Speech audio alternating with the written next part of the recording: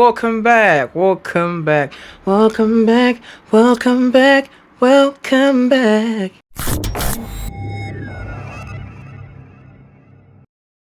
Hi, I'm Wadenova and welcome back to The Rest is Cinema. Today we'd like to explore the film titled Monica. Now this movie is based on a true life story and it was released on the 7th of March 2026 on Uche Montana's TV. Right here on YouTube. So it's going to be a bit emotional, so let's dive in. With care, of course. Monica is a film that touches a deep, sensitive spot that is relatable with most people. It clearly shows the symptoms of transferal suffering from one person to another. When one generation is damaged, and I mean damaged, they tend to shift that same dysfunctional mindset with a sprinkle of wickedness, a dash of ungratefulness, a splash of gaslighting, and a blow of manipulation, seasoned with betrayal and packaged with control. Imagine all I've listed above being spearheaded by the person you loved the most, by the person you want validation from so desperately. This person makes you feel indebted, making you feel like your sufferings are normal, watering down your feelings and your experiences like you aren't even human, treating you like you don't matter, but wants you to treat them like they matter, like your life depends on it, pushing you to become a literal sacrificial lamb for people who don't even see you, love you, or grateful to you and for you.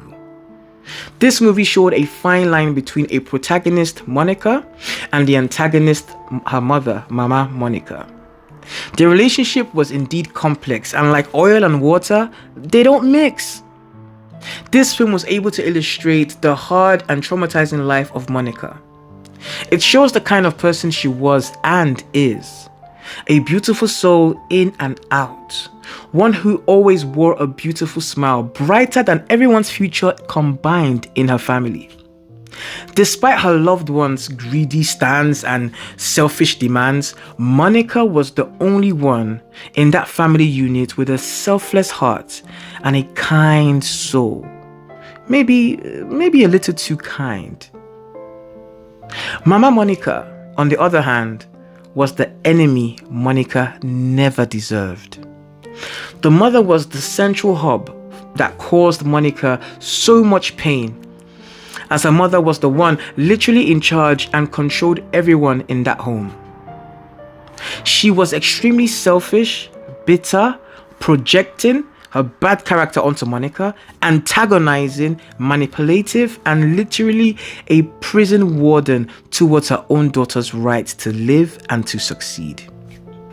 She made sure to manipulate Monica, manipulate her mindset from a very young age. Just to make her feel indebted to her, she literally kept her as a tool for her own benefit. Can you imagine? A mother. She did all this knowing the impact it would have on her child's life, but with no care in the world, she did it anyway. She did this evil and despicable behavior and actions to her own child. This narrative was birthed from a real-life story, hence the heaviness in its realism, which was captured beautifully. The director made each scene meaningful with carefully crafting the emotional arc of the story, the narrative, even to the sound design, which was done very beautifully actually. Layered, giving it an original music score that fits perfectly within the visuals and narrative of the film. The production was very well done. The message was loud and very clear. This movie was performed by uber talented actors such as Uche Montana, who played as Monica. Well, girl, listen. Your performance in this film was, A-star, 5-star worthy. You were able to depict this character's plight, her journey, her struggles, her pain, her joy, her happiness in a way that was so transparent and relatable. So yeah, well done to you. Well done, Uche. Next we have John EKANEM, who played as Pascal. Now, Mr. Pascal, sir, you messed up, okay? And I'll just say, you were never in love with Monica. You were in love with the idea of loving Monica, but not really in love with the woman. So next time, don't approach a woman with no intentions to actually love her. Next, we have Blessing Onwakwe, who played Mama Monica. Madam, look here. You were so good that I wanted to my screen. That's how great of an evil villain you were. You were that good. I wanted to just you from my screen, but I mean, well done. You did an amazing job. And then we have Chris Bayibi, who played Papa Monica. Yeah, he was a chilled character. I liked his character, although he was a bit cowardly. But I mean, to his defense, the other characters in the movie, aka Monica, said, "My papa don't like wahala, he likes peace." So I'm gonna give it to you, Mr. Peaceful. But you were messed up though. You should have stood up for your daughter, like 100% stood up for her. Then we have Agatha Gambo, who played as Auntie Divine. Can I say something? Auntie Divine, you were so divine. Oh my God, you were a godsend. Like, you literally you were the mother Monica never thought she needed. You were that mother, you were that friend, you were that confidant, you were just so kind and loving and supportive of Monica. So I'll give it to your character. You were a wonderful person in this movie, and you actually were the light at the end of Monica's tunnel. So well done to you. Well done. And then we have Prince Buchi, who played Bobo. Bobo, you were a very silly boy.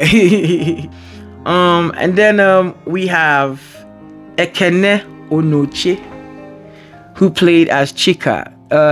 Chika girl, Chika, you messed up. You messed up so big. You messed up so bad. What were you thinking? What was that character actually thinking? Wow. I'm lost of words. Like, this movie was so emotional, and it was also full of lessons, right?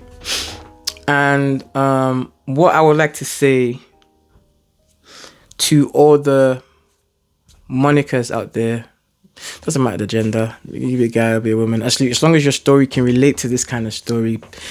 I want to say something real quick, and this is it.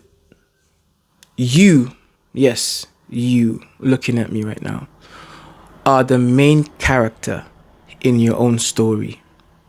Please don't forget that. And don't ever feel guilty for that.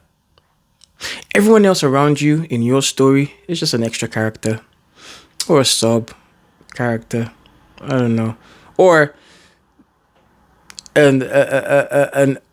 not the main character. You are. And don't give your authority to someone else, because if you do that, especially when the person is dead on wrong, don't want to see you succeed, want to use you as a tool, it's going to be very hard to reclaim your position. But you will, if you will reclaim, just like Monica did, but it would take time. It will cause delays. It will cause things that weren't supposed to be, but then are. So please, be the main character in your own story. Write your story. And guess what? Every minute, every second, every day is an opportunity to rewrite your story, especially when you don't like it.